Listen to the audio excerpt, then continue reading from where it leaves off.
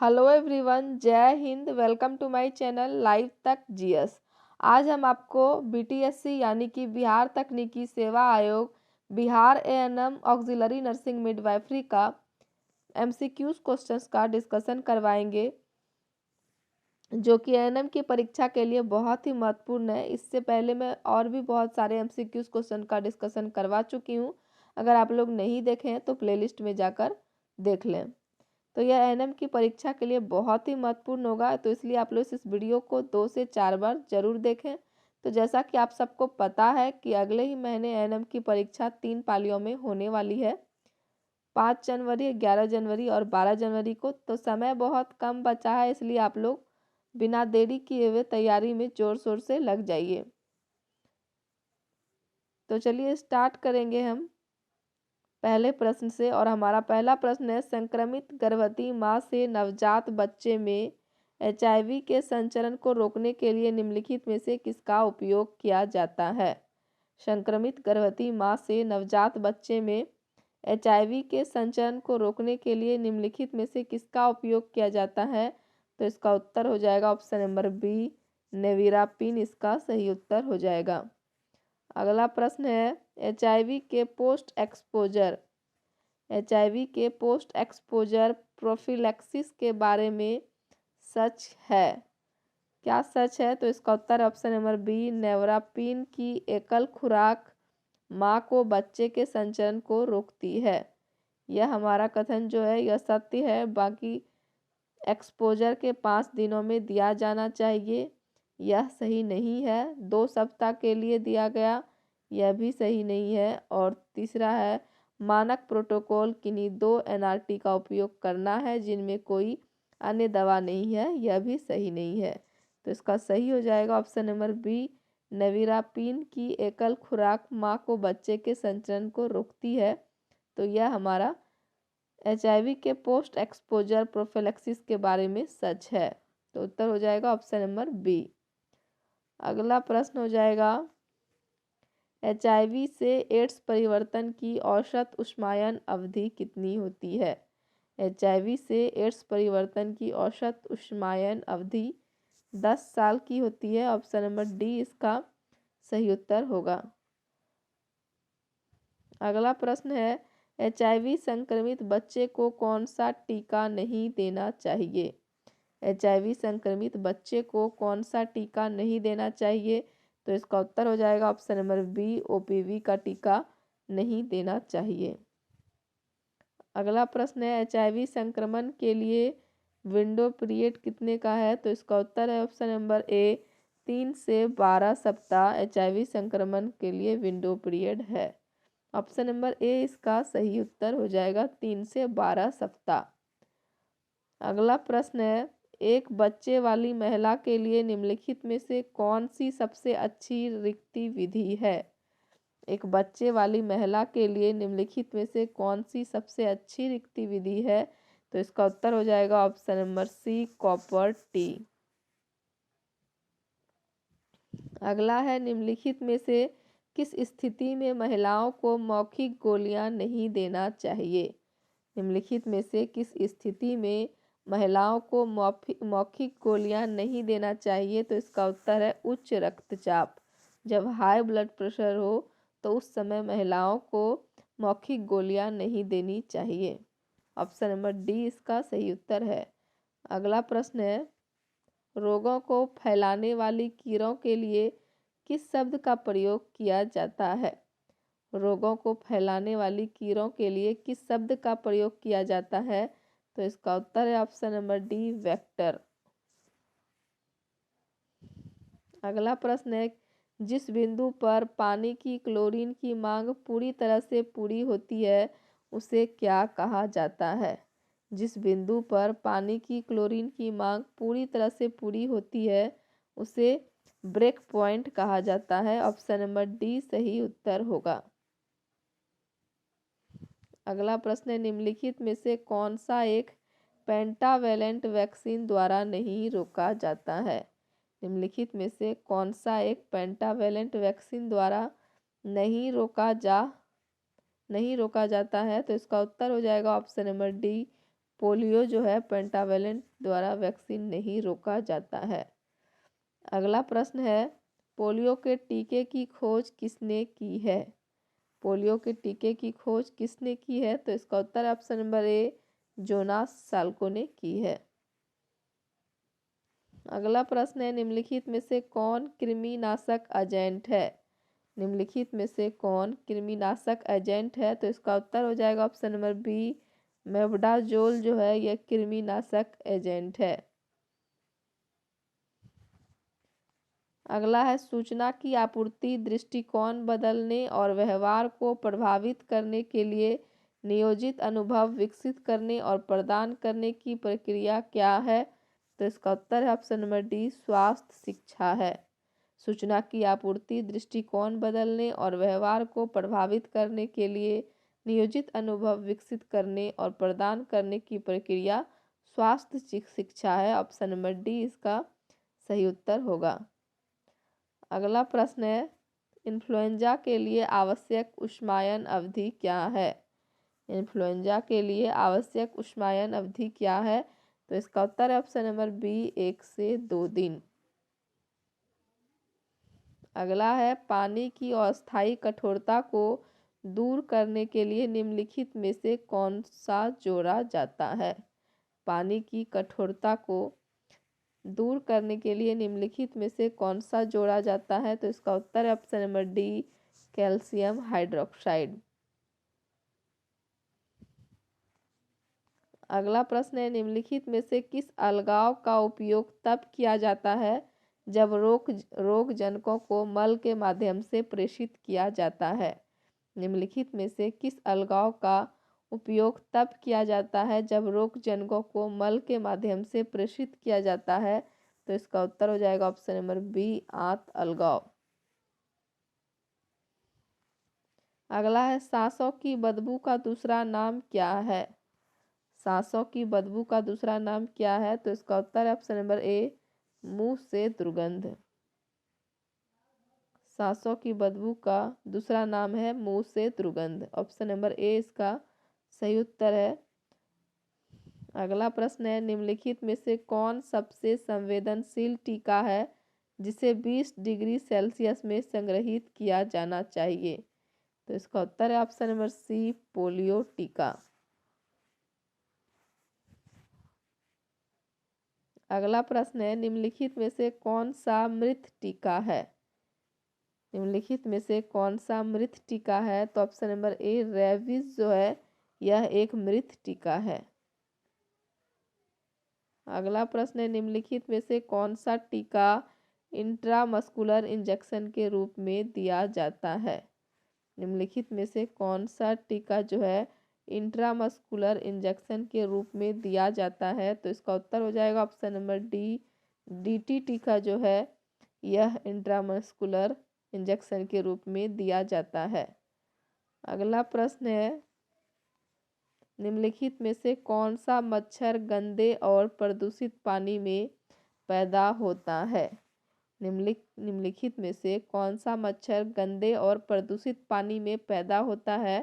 तो इसका उत्तर है ऑप्शन नंबर डी क्यूलेक्स मच्छर जो है यह गंदे और प्रदूषित पानी में पैदा होता है। अगला प्रश्न है हमारा, आपके समुदाय में डेंगू बुखार को रोकने के लिए निम्नलिखित में से कौन सा उपाय अपनाना चाहिए? आपके समुदाय में डेंगू बुखार को रोकने के लिए निम्नलिखित में से कौन सा उपाय अपनाना चाहिए? तो इसका उत्तर है ऑप्शन नंबर बी टायरों टूटे खिलौनों आदि से पानी के सभी संग्रह हटा दें। आपके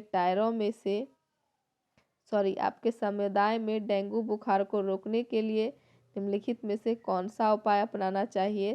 तो इसका उत्तर है ऑप्शन नंबर बी टायरों टूटे खिलौना आदि से पानी के सभी संग्रह हटा दें। ऑप्शन नंबर बी इसका सही उत्तर हो जाएगा। अगला प्रश्न है, निम्नलिखित में से कौन सा एक हार्मोनल गर्भ निरोधकों का उदाहरण है? निम्नलिखित में से कौन सा एक हार्मोनल गर्भ निरोधकों का उदाहरण है? तो इसका उत्तर है ऑप्शन नंबर बी डेपोप्रोवेरा। डेपोप्रोवेरा जो है यह एक हार्मोनल गर्भ निरोधकों का उदाहरण है। अगला प्रश्न है, कुत्ते के काटने का तुरंत इलाज क्या है? कुत्ते के काटने का तुरंत इलाज क्या है? तो घाव को साबुन और पानी से धोएं। कुत्ते के काटने का तुरंत इलाज है घाव को साबुन और पानी से तुरंत धोएं। ऑप्शन नंबर सी इसका सही उत्तर हो जाएगा। अगला प्रश्न है, मलेरिया का वेक्टर होस्ट क्या है? मलेरिया का वेक्टर होस्ट क्या है? तो इसका उत्तर है ऑप्शन नंबर ए, मादा एनोफिलीज मच्छर जो है यह मलेरिया का वेक्टर होस्ट है। अगला है, चेचक के कारक जीव कौन से हैं? तो इसका उत्तर है option number C, varicella zoster विषाणु जो है यह चेचक के कारक जीव है।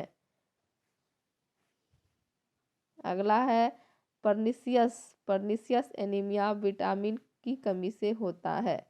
पर्निशियस एनीमिया जो है यह कौन सी विटामिन की कमी से होता है? तो इसका उत्तर है option number B, B12 cobalamin की कमी से पर्निशियस एनीमिया होती है। B12 कोबालमिन की कमी से पर्निशियस एनीमिया होती है। अगला प्रश्न है, भारत में मध्याह्न भोजन कार्यक्रम शुरू किया गया था।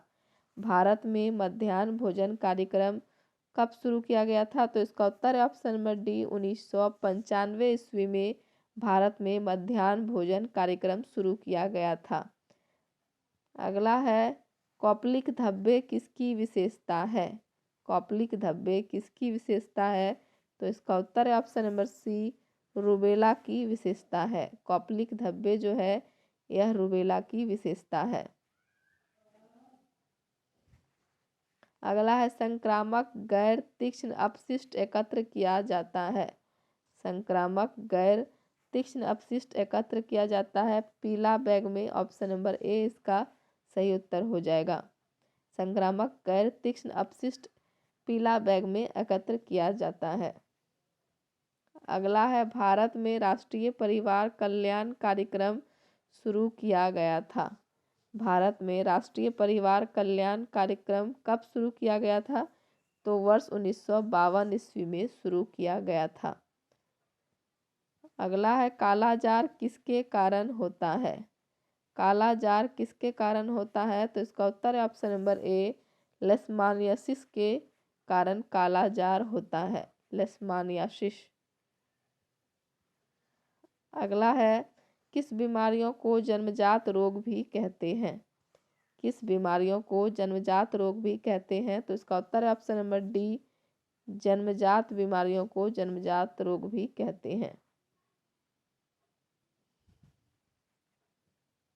अगला होगा, इंसुलिन की कमी का कारण क्या है? तो इसका उत्तर है ऑप्शन नंबर बी, मधुमेह।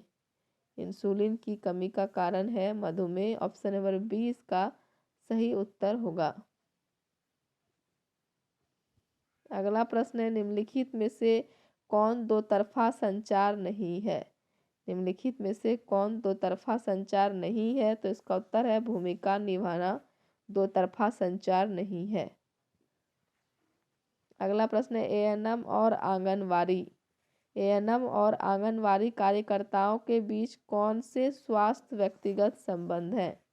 एएनएम और आंगनबाड़ी कार्यकर्ताओं के बीच कौन से स्वास्थ्य व्यक्तिगत संबंध हैं? तो इसका उत्तर है ऑप्शन नंबर ए, आशा।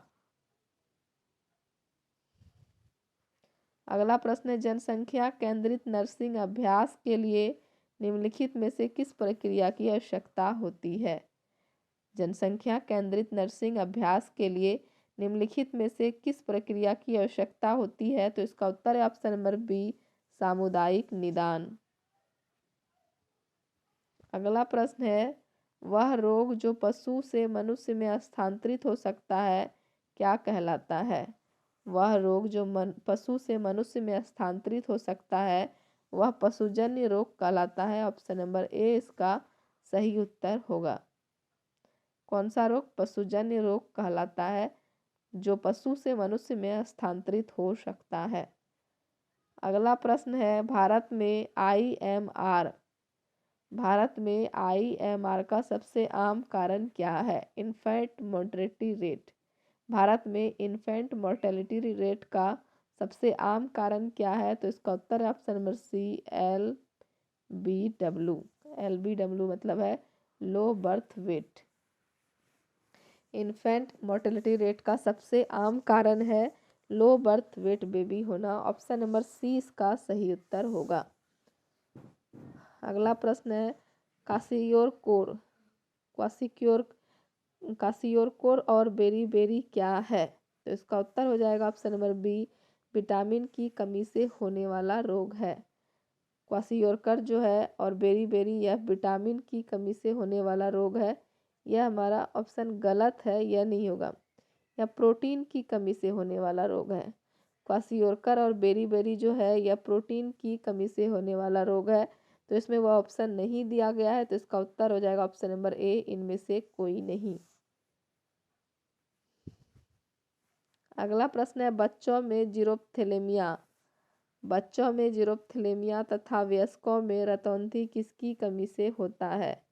तो इसका उत्तर हो जाएगा option number B vitamin A. Vitamin A की कमी से बच्चों में जीरोप्थेलेमिया तथा वयस्कों में रतौंधी होती है। अगला प्रश्न है किस बीमारी के निदान के लिए विडाल परीक्षण का उपयोग किया जाता है? किस बीमारी के निदान के लिए विडाल परीक्षण का उपयोग किया जाता है? तो इसका उत्तर है ऑप्शन नंबर बी आंत ज्वर के लिए विडाल परीक्षण का उपयोग किया जाता है। अगला प्रश्न है चिकन पॉक्स किसके कारण होता है? चिकन पॉक्स किसके कारण होता है? तो इसका उत्तर है option number D varicella zoster herpes virus के कारण चिकन पॉक्स होता है। अगला प्रश्न है निम्नलिखित में से कौन सा रोग जीवाणु से होता है? निम्नलिखित में से कौन सा रोग जीवाणु से होता है? तो देख लीजिए चारों ऑप्शन। पहला है चेचक, रेबीज, खसरा और यक्ष्मा। तो जीवाणु से होने वाला रोग यक्ष्मा है। ऑप्शन नंबर डी इसका सही उत्तर होगा। अगला प्रश्न है एड्स के निदान के लिए सामान्यतः प्रयुक्त पुष्टिकारक परीक्षण है।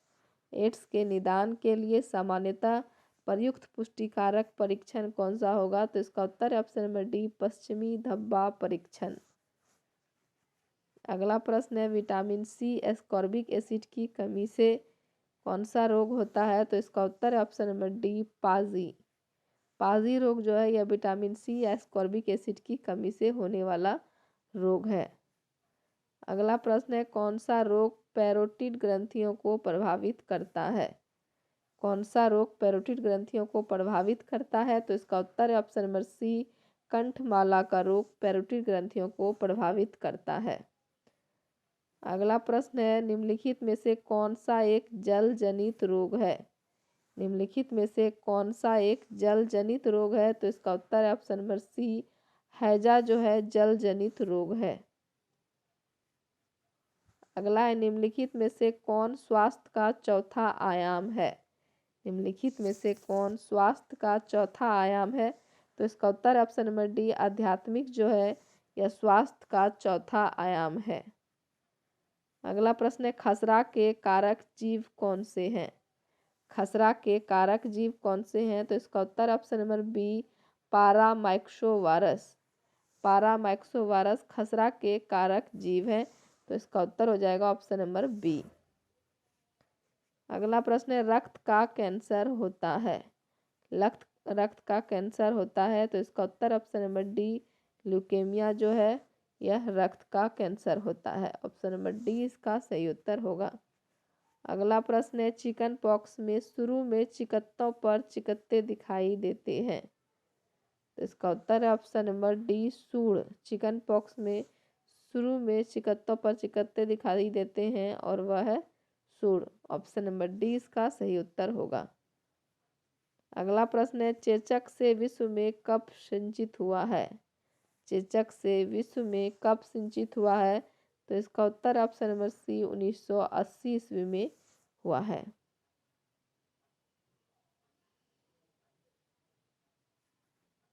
अगला प्रश्न है बेरी किस विटामिन की कमी से होता है? बेरी किस विटामिन की कमी से होता है? तो इसका उत्तर है option number C vitamin B की कमी से बेरी रोग होता है। अगला है मलेरिया शब्द का प्रयोग। मलेरिया शब्द का प्रयोग सबसे पहले किसने किया था? तो इसका उत्तर हो जाएगा मैकुलाच। 1827 ईस्वी में मैकुलास ने किया था। मलेरिया शब्द का प्रयोग 1827 ईस्वी में मैकुलाच ने किया था। अगला है किसने बताया मलेरिया परजीवी द्वारा होता है?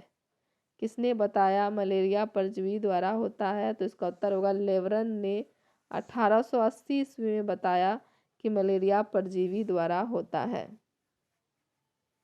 अगला प्रश्न है मलेरिया होने का मूल कारण क्या है?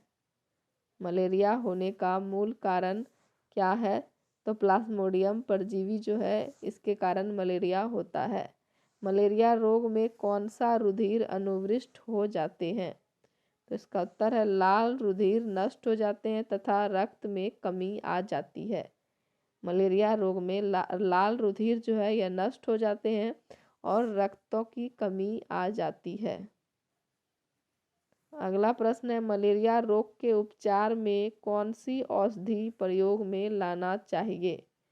मलेरिया रोग के उपचार में कौन सी औषधि प्रयोग में लाना चाहिए? तो इसका उत्तर है इसका उत्तर हो जाएगा क्विनैन, पेलुड्रिन और क्लोरोक्विन। यह सब इसका जो भी औषधि है यह सब प्रयोग में लाना चाहिए। मलेरिया रोग के उपचार के लिए निम्नलिखित औषधि प्रयोग में लाना चाहिए क्विनैन, पेलिडिन और क्लोरोक्विनिन। अगला है कालरा एवं टीबी के जीवाणु की खोज किसने किया था? कालरा एवं टीबी के जीवाणु की खोज किसने किया था? तो इसका उत्तर हो जाएगा रॉबर्ट कोच ने 1982 ईस्वी में किया था। अगला है रेबीज का टीका की खोज किसने किया था? तो इसका उत्तर है लुईस पास्चर ने किया था। रेबीज की टीका की खोज लुईस पास्चर ने किया था। अगला प्रश्न है बच्चों को डीपीटी टीका क्यों दिया जाता है? बच्चों को डीपीटी टीका क्यों दिया जाता है? तो इसका उत्तर है बच्चों को डीपीटी टीका डिप्थीरिया, काली खांसी एवं टिटनस रोग प्रतिरक्षीकरण के लिए दिया जाता है। कौन कौन सा? डिप्थीरिया, काली खांसी एवं टिटनस रोग प्रतिरक्षण के लिए डीपीटी टीका दिया जाता है। परजीवी से होने वाला रोग कौन कौन सा है? मलेरिया, पायरिया, सोने की बीमारी और पेचिश।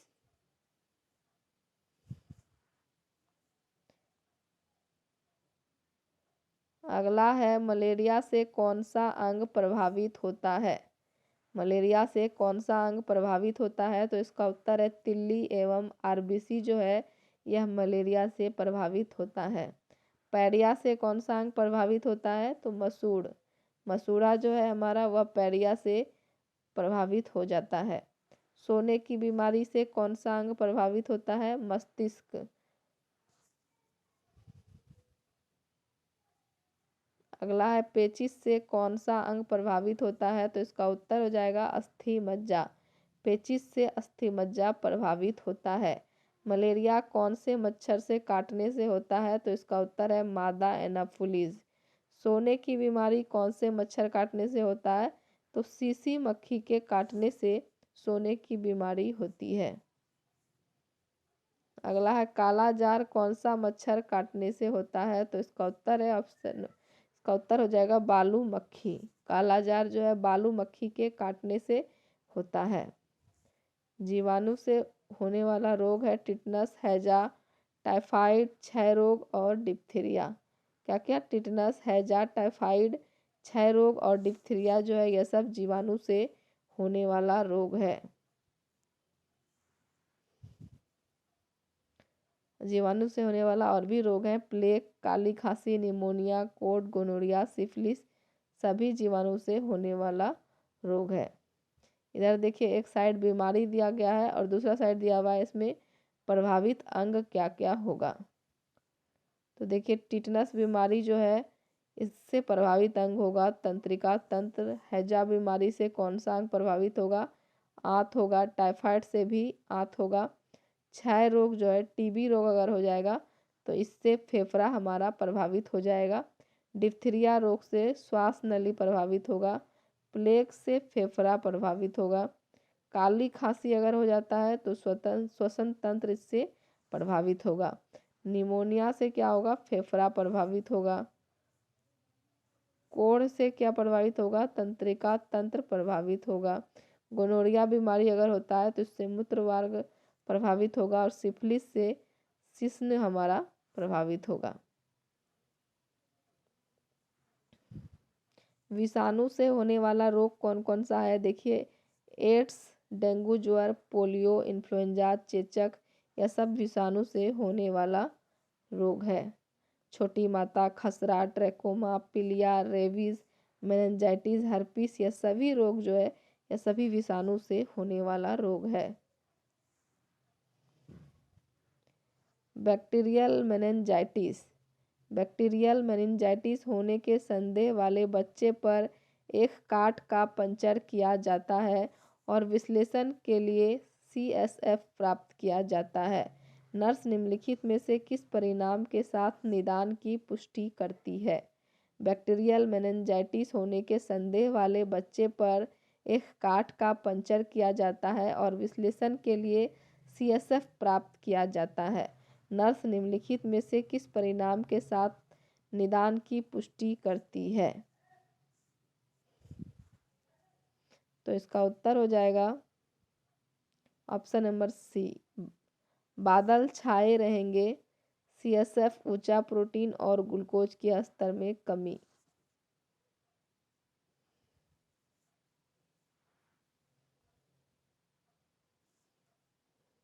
अगला प्रश्न हो जाएगा फ्यूरोसेमाइड को दिल की विफलता वाले ग्राहक को अंतःशिर्ण रूप से प्रशासित किया जाता है। प्रशासन के दोपहर बाद नर्स को दवा के प्रभाव के साक्ष्य की निगरानी शुरू करनी चाहिए। कितने मिनट में, तो इसका उत्तर हो जाएगा 5 से 10 मिनट में। ऑप्शन नंबर ए इसका सही उत्तर होगा। अगला प्रश्न है, एक 40 वर्षीय व्यक्ति को आवश्यक उच्च रक्तचाप का निदान किया जाता है जिसका रक्तचाप स्तर निम्न में से लगातार या उससे अधिक होता है।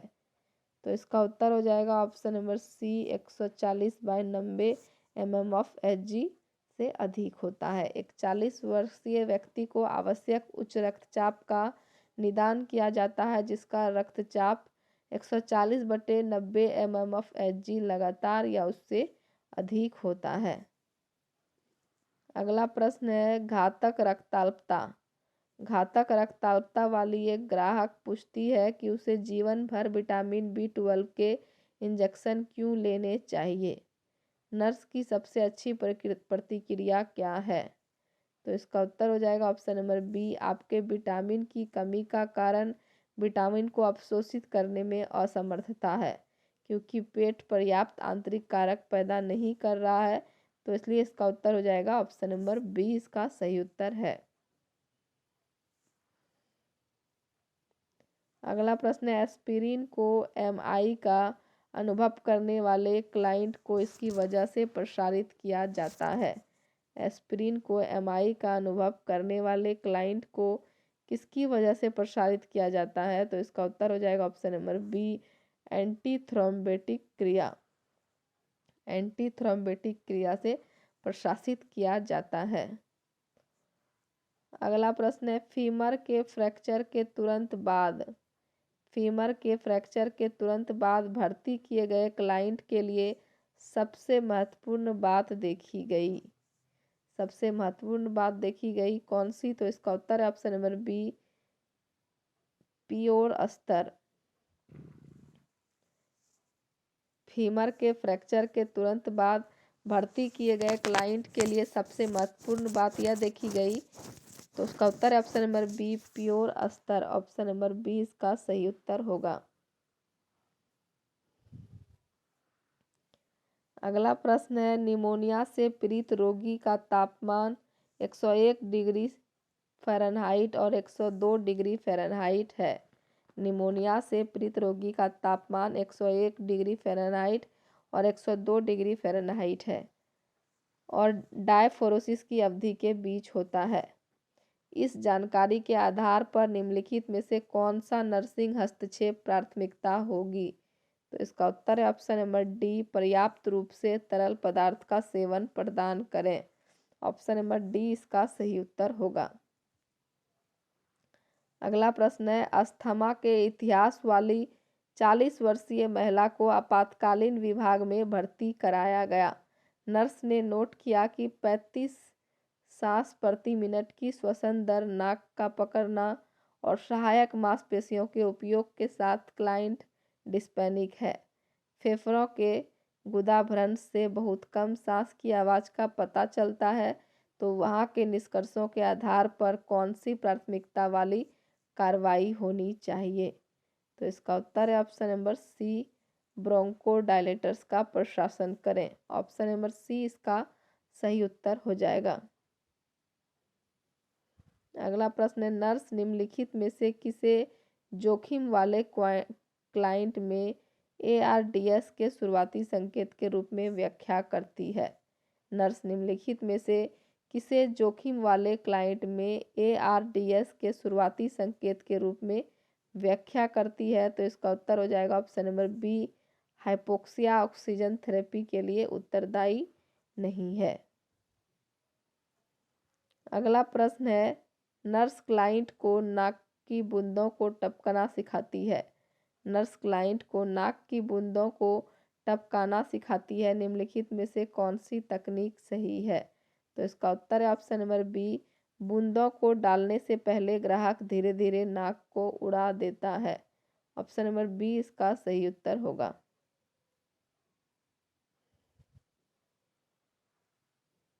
अगला प्रश्न है, निम्न में से कौन सा लक्षण तपेदिक में सबसे आम है? निम्न में से कौन सा लक्षण तपेदिक में सबसे आम है? तो इसका उत्तर है ऑप्शन नंबर ए, वजन घटना।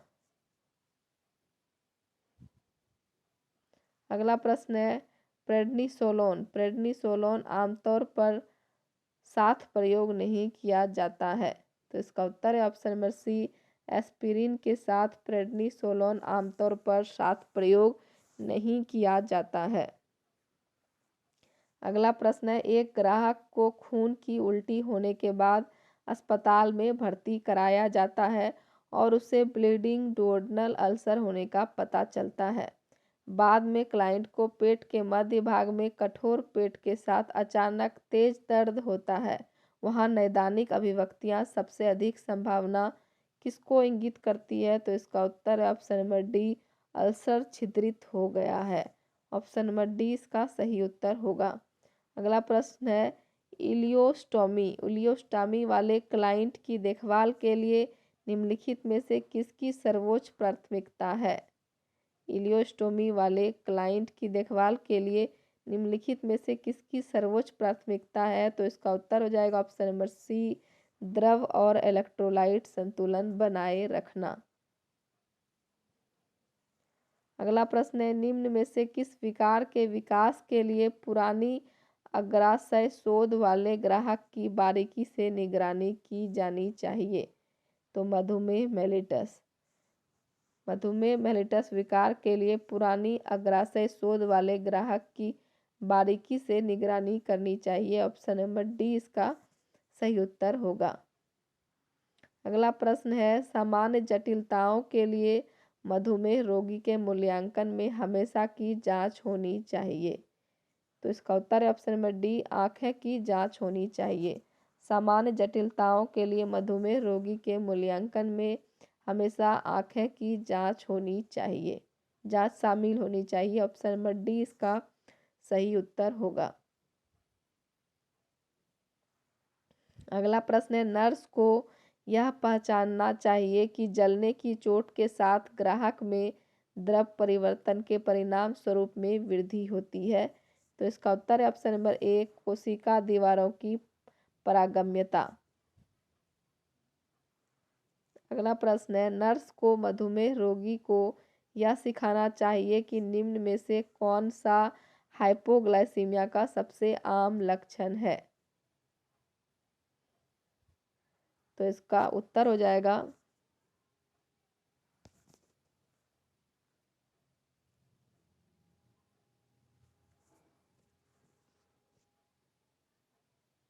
निम्न में से कौन सा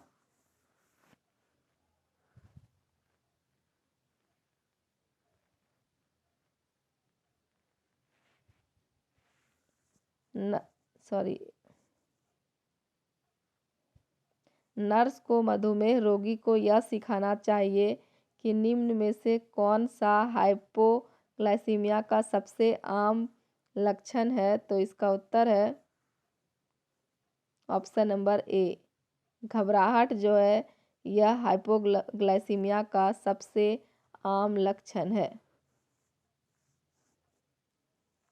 घबराहट जो है यह हाइपोग्लाइसीमिया का सबसे आम लक्षण है। अगला प्रश्न हो जाएगा, गुर्दे की पथरी के निदान के साथ एक ग्राहक को अस्पताल में भर्ती कराया जाता है। गुर्दे की पथरी के निदान के साथ एक ग्राहक को अस्पताल में भर्ती कराया जाता है। उसे कमर में तेज दर्द और जी मिचलाने का अनुभव हो रहा है। उसका तापमान 100 पॉइंट समथिंग है और निम्नलिखित में से कौन सी प्राथमिकता वाली कार्रवाई होगी। तो इसका उत्तर ऑप्शन नंबर बी, दर्द का उन्मूलन। ऑप्शन नंबर बी इसका सही उत्तर हो जाएगा। अगला प्रश्न है, हाइपोफिसेक्टोमी। हाइपोफिसेक्टोमी का अर्थ क्या है। हाइपोफिसेक्टोमी का अर्थ है पिट्यूटरी ग्रंथि को हटाना। ऑप्शन नंबर सी इसका सही उत्तर हो जाएगा। अगला प्रश्न है, 0.9 सामान्य खारा है। 0.9 जो है यह सामान्य खारा है। आइसोटोनिक समाधान। ऑप्शन नंबर ए इसका सही उत्तर हो जाएगा। अगला प्रश्न है, एक क्लाइंट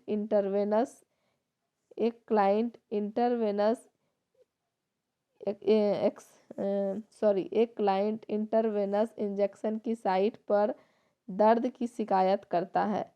नर्स साइट का आकलन करती है और यह निर्धारित करती है कि क्लाइंट ने फ्लेबिटिस विकसित किया है। नर्स इस क्लाइंट की देखभाल में कौन सी कार्रवाई करने से बचती है। तो इसका उत्तर हो जाएगा ऑप्शन नंबर डी, किसी सिरा के समीपस्थ भाग में एक नई आईवी रेखा प्रारंभ करता है।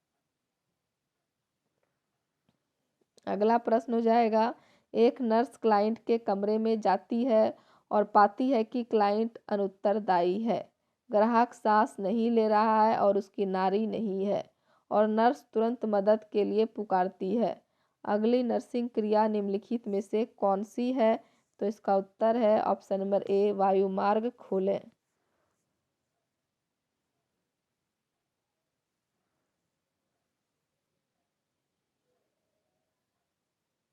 इसका उत्तर वायुमार्ग खोले नहीं होगा। एक नर्स क्लाइंट के कमरे में जाती है और पाती है कि क्लाइंट अनुत्तरदायी है, ग्राहक सांस नहीं ले रहा है और उसका नाड़ी नहीं है, और नर्स तुरंत मदद के लिए पुकारती है। अगली नर्सिंग क्रिया निम्नलिखित में से कौन सी है। तो इसका उत्तर है माउथ टू माउथ डिवाइस से वेंटिलेट करें या फिर छाती संपीड़न शुरू कर दें। अगला प्रश्न हो जाएगा, संक्रमण के लक्षणों के लिए एक नर्स क्लाइंट के सर्जिकल चीरे का आकलन करती है। नर्स द्वारा किस खोज को शल्य चिकित्सा स्थल पर सामान्य खोज के रूप में व्याख्यायित किया जाएगा। तो इसका उत्तर हो जाएगा ऑप्शन नंबर बी, सीरस जल निकासी। अगला है, संक्रमण नियंत्रण प्रथाओं की रीढ़ क्या है। संक्रमण नियंत्रण प्रथाओं की रीढ़ क्या है। तो हाथ धोना। ऑप्शन नंबर बी इसका सही उत्तर हो जाएगा। अगला प्रश्न है, निम्न में से कौन सा तापमान मापन का सबसे विश्वसनीय तरीका है। निम्नलिखित में से कौन सा तापमान मापन का सबसे विश्वसनीय तरीका है। तो इसका उत्तर है ऑप्शन नंबर ए, मौखिक विधि। अगला प्रश्न है, बुखार का सीढ़ी सीढ़ी पैटर्न देखा जाता है। किस बुखार का सीढ़ी सीढ़ी पैटर्न देखा जाता है। तो इसका उत्तर ऑप्शन नंबर बी, टाइफाइड बुखार का सीढ़ी सीढ़ी पैटर्न देखा जाता है। अगला प्रश्न है, मेडुला ऑब्लंगटा में चोट के साथ भर्ती रोगी में श्वसन का निम्न में से कौन सा पैटर्न देखा जाता है। मेडुला ऑब्लंगटा में चोट के साथ भर्ती रोगी में श्वसन का निम्न में से कौन सा पैटर्न देखा जाता है? तो इसका उत्तर है ऑप्शन नंबर ए, वायु की श्वसन। उत्तर हो जाएगा ऑप्शन नंबर ए। तो चलिए वीडियो समाप्त करते हैं। यह हमारा आज का अंतिम प्रश्न था। उम्मीद करते हैं कि वीडियो आप लोग को पसंद आया होगा। वीडियो अगर पसंद आया तो वीडियो को लाइक कीजिए, कमेंट कीजिए और ज़्यादा से ज़्यादा शेयर कीजिए ताकि सभी एनएम छात्राओं के पास हमारा वीडियो पहुंच सके और वो लोग हमारे वीडियो से लाभ उठा सके। और जो भी लोग चैनल पर नए हैं, हमारे चैनल को सब्सक्राइब कीजिए ताकि आप लोग को हमारे सभी वीडियो का नोटिफिकेशन समय पर मिल सके। धन्यवाद। मिलते हैं अगले वीडियो में।